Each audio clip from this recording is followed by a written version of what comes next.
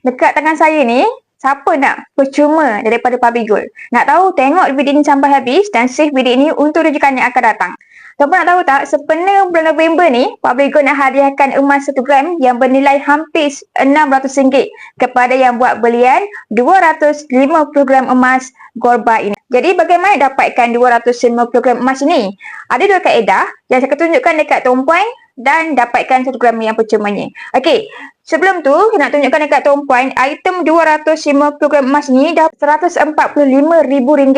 Bagi tuan-puan yang ada simpanan RM145,000 dekat ASB, tabung haji ataupun KWSP yang tak digunakan dalam jangka masa pendek ni, lebih baik tuan-puan alihkan kepada 250 gram emas Gorba seperti ini.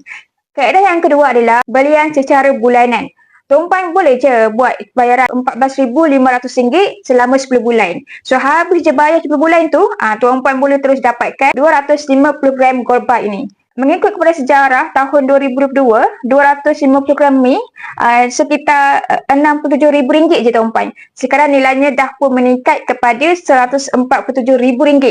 Tuan-puan nampak tak dekat situ? Banyak kan?